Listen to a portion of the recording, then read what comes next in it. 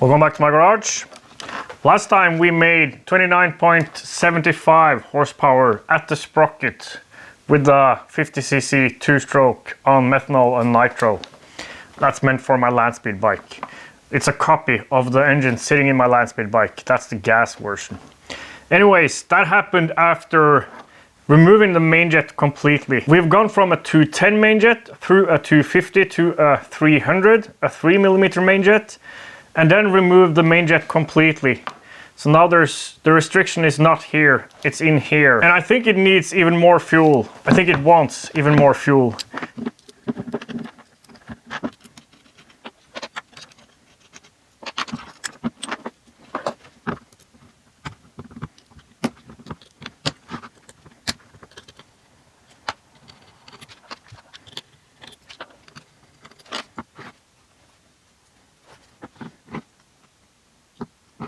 It's probably super hard to tell, but there's I'll show you what's supposed to be in there. I've probably showed you that before. So this is what's inside of there, except for this, which is a flat plunger. And as of now, there's like a tapered needle in there that actually protrudes into the hole in this end, whilst this doesn't. It sits like this. Then it opens up the slit here. So what I think I need to do is go back to the original plunger. This will open up that slot, because this will create no restriction through the 3mm hole there and still open up the slot. I could thread this out further to make it open more, but that'll make it open more at idle too, and there's more than enough down there. So I'm gonna record how this is sitting now, and then I'm gonna replace it with a plunger. And if that doesn't work, then we'll go back to this and we'll grind the tip down. I don't want to modify this as it works well now. There, 555.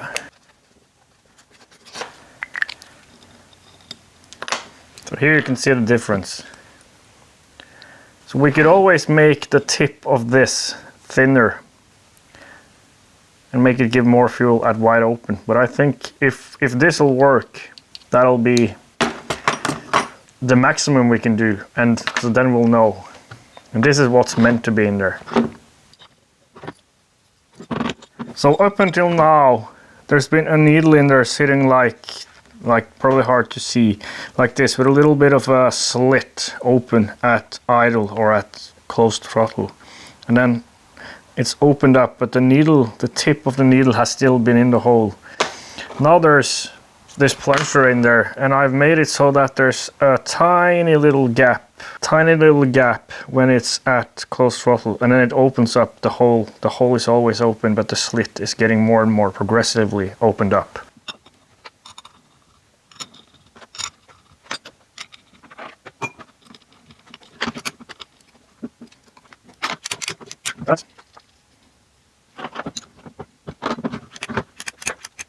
So now this should provide even more fuel. The maximum amount of fuel I can give it, actually. We'll see. If we need more than this, we'll have to add a second circuit. I've disconnected possible antennas for noise now, so the EGT is no longer connected to the dyno. It's connected to a multimeter down there, isolated from everything.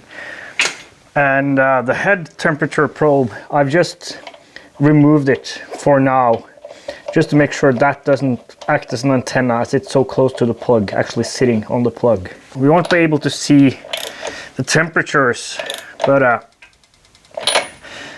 we haven't seen high temperatures as of yet though, even though we have started melting stuff, so it wouldn't help, probably. It's not given that it'll start and run now. Might be it's getting too much fuel down low and up top, but especially down low. We'll see.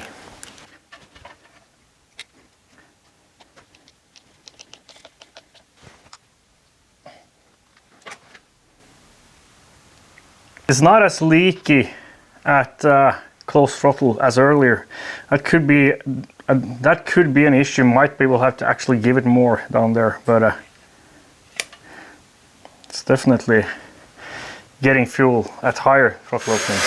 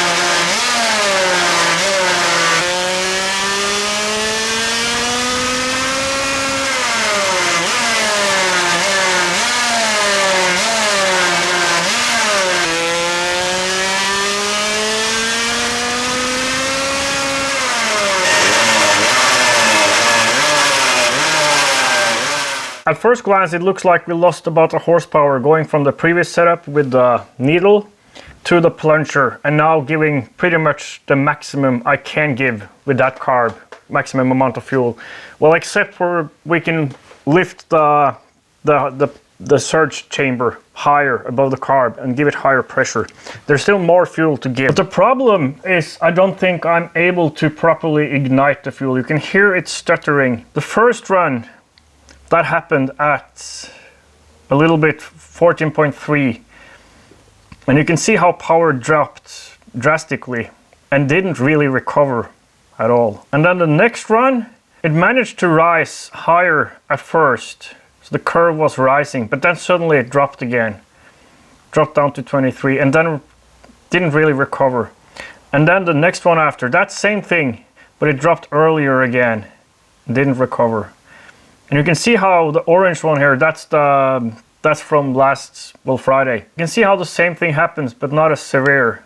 And it's and power is a tiny bit higher, and the curve is wider here. Could be we've reached the limit of how rich it wants to be, and if we want more power now, we have to jet down. But looking at this, I think spark is the problem. I've picked up some BR10 EG plugs. These have a slight bit thinner electrode.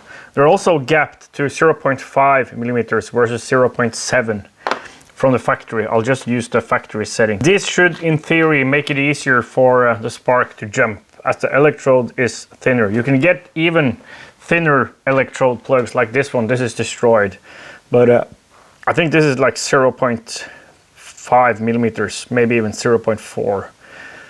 For now, we'll try this one and see if it helps. I found a dyno operator error. It's not a bad one, but it's still an error. At some point, I must have pushed calibrate sensor data, because I thought the readings from yesterday were off, like 27 degrees Celsius in here. It wasn't that hot. It was hot. I had been running the heater, but it was probably closer to 25 or even 20. And that calibrated the data to be higher than what it was, and the pressure to be lower. So I'm not sure where these numbers came from. Probably put in manual data from a weather station for doing runs without having for simulating runs without having the dyno box connected. Anyways, I've cleared the calibration, and when I connect this to the dyno now, I'll do that. I'll be off screen and we'll see what it reads, if the numbers are more sensible. So the 30 horsepower might be just 28.5. And even though the numbers might have been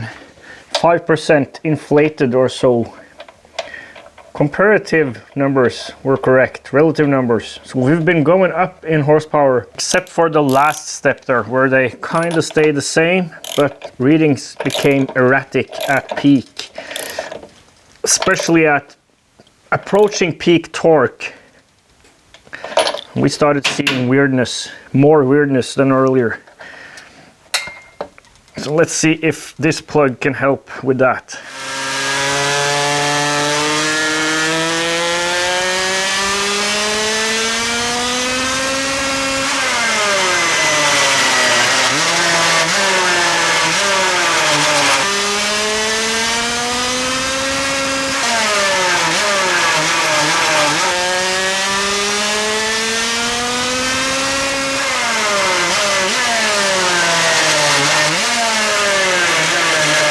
So first of all, we got rid of the dip.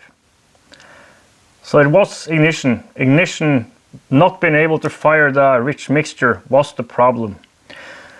I've reran the highest ever run and one of yesterday's runs with today's environmental numbers. Not perfectly correct, but probably closer definitely closer than the original numbers, and closer than anything I can do, best approximation. What I think I want to do now, as we seem to be able to light the mixture, I want to pull out the 5 degrees of timing I added earlier and see what difference that makes.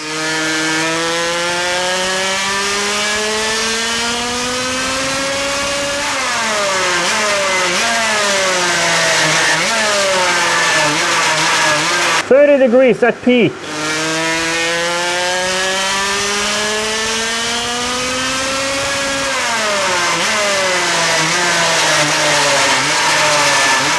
as you'd expect from how things normally behave, the pink one, that's with 5 degrees less. We lost a little peak, but we gained some over rev.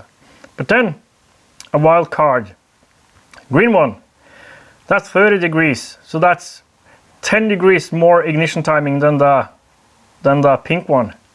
5 degrees more than what we initially started with now. And we gained power. This is screaming for more compression. It's just screaming for more compression.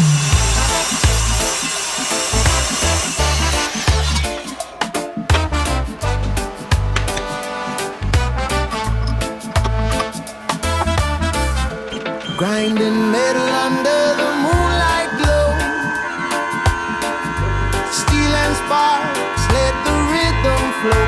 The lace spins slow, but my heart beats fast.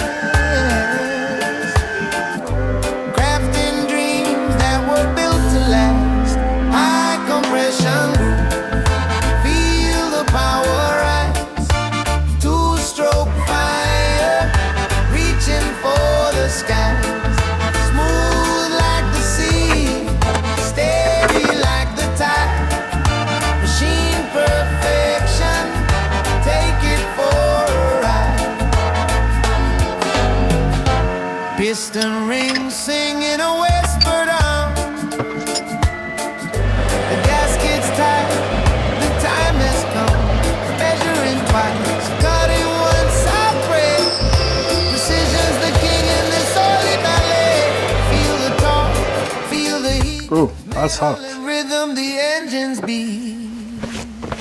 High compression groove, feel the power rise. Two-stroke fire, reaching for the skies. Smooth like the sea, steady like the tide. Machine perfection, take it for a ride. Hold on my hands, grease in my soul. Tuning up life to the perfect goal. The head's been shaped, the chamber's tight. The reggae rhythm echoes through the night.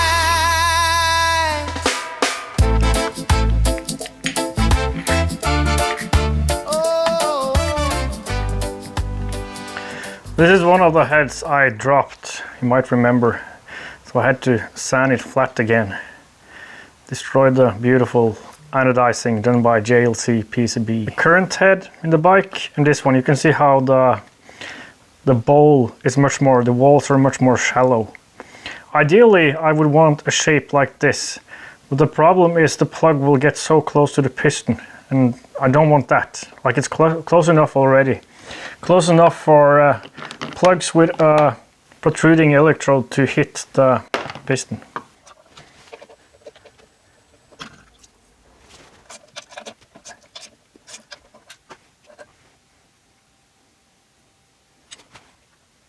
Except for tiny little bit of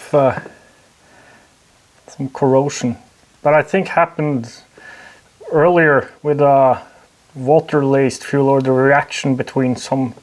Well, it's looking great, looking great.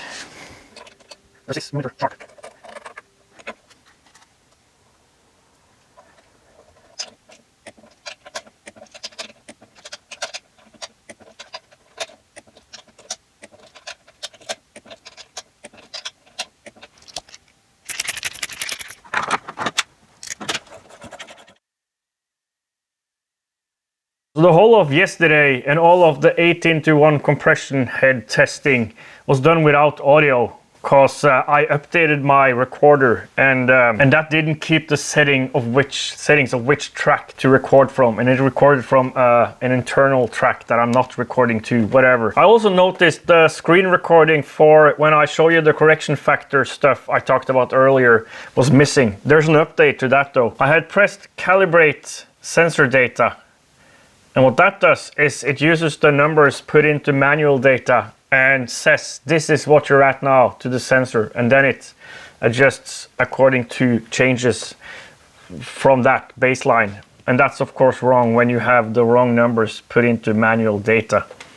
So that's fixed now. It's currently not calibrated to the wrong data, it's calibrated to the correct data. You might notice correction is set to user defined now and not ISO, which is what I've been using up until now. The thing is, I set it to ISO just cause that was like I could choose from a huge list of stuff you can see here, and I didn't really do much research. I chose one that was kind of conservative, in the middle, like nothing special. And ISO, like I'm used to stuff being ISO certified around these parts, and that's like the standard. So I thought maybe I should put some more thought into that to get comparable numbers to others. That was my first thought. So I started researching, trying to figure out what's the most common used correction factor. And of course it's different in America to Europe to Japan to Asia.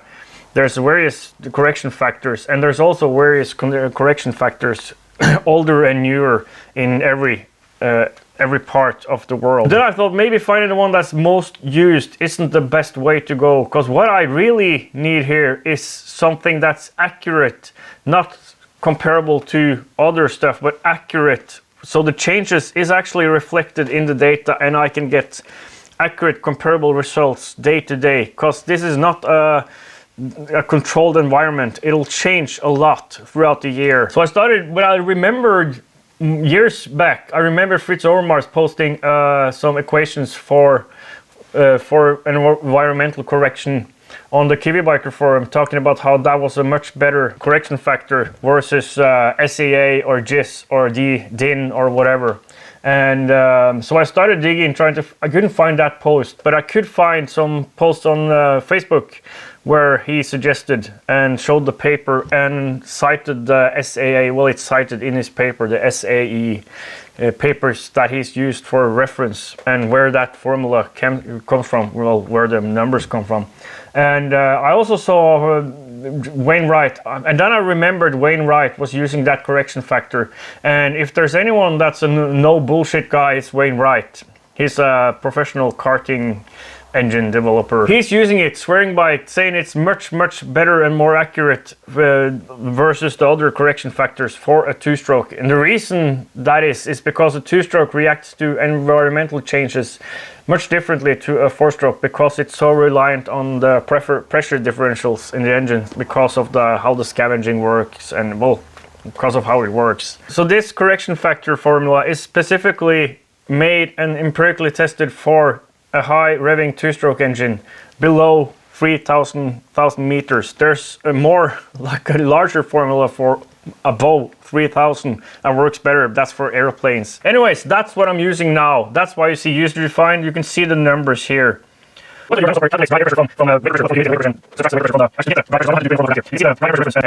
nerding around. I also found a little mistake actually in my internal dyno losses, and that was after watching, it wasn't really a mistake, but after watching Jostein, the creator of Your Dyno, he has a video on doing a coast down run and plotting in the losses. He said that if you get a graph like this, a second polygon graph, that's what it should be, and that's what you, so if your numbers match a graph like that, then you know your numbers were correct. Well, mine do, but they didn't when I put in all those data points, cause probably some variations, some like noise and stuff, because I didn't run very high smoothing for that run. So what I did, I just removed a few of the data points, and now the curve matches the points much better, and it's actually like this, not a straight line, because the losses aren't straight. So now it's as correct as I can possibly get it. And now the correction factor is suited for a two-stroke engine, and I should be able to tune day to day here. Okay, we did a bunch of runs with an 8:1 compression ratio, and I said the engine was screaming for higher compression. Well, it turns out it wasn't screaming for higher compression. Let's go from the beginning of the data I have been able to rerun and with the correct correction factor and stuff, and then see where we're at now. On screen now is our initial starting point. There was some jetting and playing with ignition timing before this, but that's like our initial starting point last week. The curve is not completely correct because this was with the variator kind of variating, so it's stretched out and flatter than it should be, but consider this the starting point. And then after jetting up a bit, keep in mind that first graph isn't supposed to be this flat and high, so it's supposed to stay down here. But after jetting down a bit, we gained some RPM and we gained a little bit of power. And then after fiddling around, we removed the main jet completely, and that's when we got this graph, where you can see we're probably losing spark up top. But that was our highest so far. And now it's reading 29.79. We wanted to give it more fuel, so we replaced the needle with that plunger. So here we suspected the ignition unit wasn't coping. We replaced the plug with that EG plug, and as suspected, it was ignition. So now we see the same curve, but without that dip there. And we're seeing almost the same horsepower as with that needle in there versus the plunger, but not as much RPM. So then we pulled out 5 degrees of timing and we gained back even more RPM and we lost a tiny bit of power. 10 degrees more timing than that again. And we lost a bunch of RPM, but we gained power and we're actually sitting at our highest number ever, 30.11. Tried a high compression head. We went back down to 22 degrees of ignition advance. Lost power and a bunch of RPM. So we tried 17 degrees. We gained back some RPM, but still power is low. And then we started putting in main jets. I drilled out jets from a 400 down to a 335. The previous highest jet we'd used was 300, well, a 3mm, and then we just removed it completely. So now we started with a 4mm jet, and the passage inside the carb is 4mm. Didn't really make much difference. We gained a little RPM, so probably it restricted flow a little bit. Then 350, gained a little bit of power and a little bit of RPM again. And then 335, and power stayed pretty much the same. Gained a little bit, but we gained even more RPM. But this concludes that the 18:1 compression ratio is worse versus the 14.5:1. Could be something better in between there. We could even find power going lower. And that's super easy to do because we can always just grind out the head we made, the 18:1, because we know that we won't use that one. Well, maybe for gas. Maybe I'll grind out, I don't know. Anyways, put the 14.5:1 head back in and then try with the restricted, with jets in there, but higher than 3mm, which was our last test. First with 17 degrees of ignition timing, and then we'll add timing to suit and see if we can get higher numbers versus our best baselines. And it's interesting to see how the fuel kind of eats corrodes the aluminium. Almost seems like it makes it create oxide faster, which makes sense. It probably oxidizes it. It seems to like do that and then stop. Doesn't seem to eat away. It just creates a gray surface and then stops, it seems.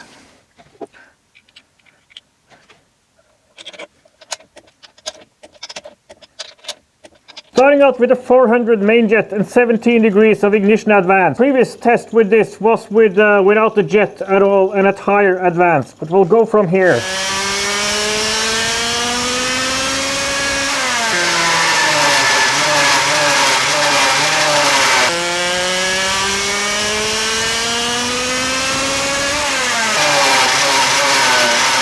Try the 350 jet.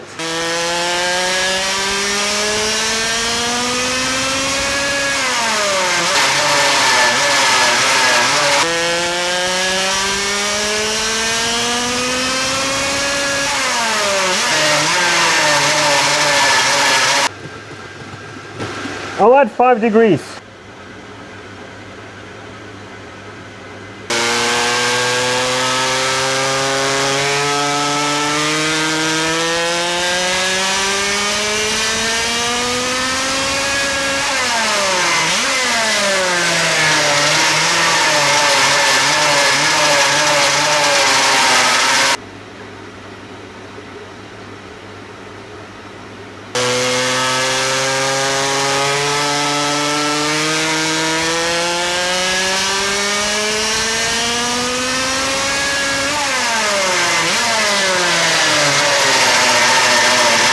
Now 335 jet.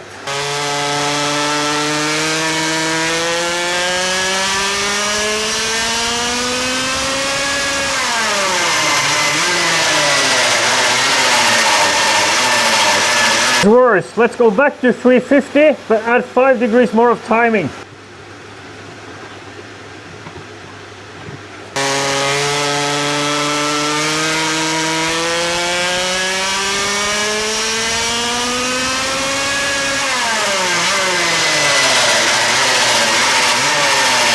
The results. Here's the no main jet but needle in the carb best run first. And then we have the 30 degrees at peak run.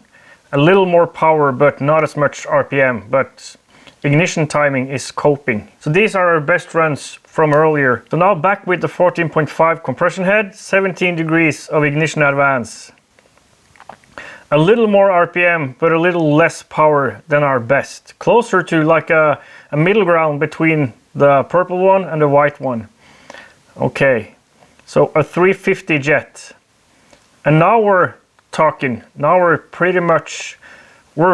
super close to the purple one, but we lost a little bit of peak here.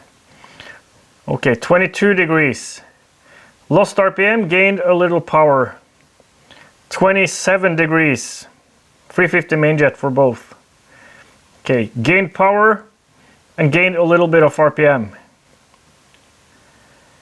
And now a 335 jet. Stayed pretty much the same, gained a little bit of power and a little bit of RPM. And then 32 degrees of ignition advance with the 35 jet. And that's kind of the same. We're pretty much in the same area here. They're all pretty much the same, hovering around 30.3-ish horsepower. Hovering around 30 horsepower. I'm running out of fuel. Seriously running out of fuel. I think in simulations, so the bend in the intake, that's definitely not good. In simulations, the long intake was good. The reason for the bend is because on the land speed bike, it can be pointed forwards, and that could be better versus having it sideways. I think we need to test with as short an intake as possible now and see what happens, because simulations might not match real world results here. Like if it was revving to 18, 19,000, then that intake would be tuned better, but it seemed to work really well. We're going to try a shorter intake. We've learned a lot this week about correction factors, the software, about my own mistakes I have to fix, and about what this engine likes, compression and ignition wise and fuel wise. It seems like still the best way to go is almost as much fuel as possible. We're now able to ignite the fuel better, and then it seems like it doesn't want that much ignition timing as it used to want. In Norway there's no exception from the EU regulations, so 16% nitro is the maximum you can buy. I know Sweden has an exemption for people doing RC stuff and being organized doing that. I'm not saying I want to get some fuel from some Swede that might be watching and bring it over here, because that's definitely not allowed. But I might travel over, you know, and use your fuel over there, because I'm just a kilometer off the border. This is 25% nitro by volume. Anything around 30 is cool. Even higher is better. In America we're planning to run higher percentages.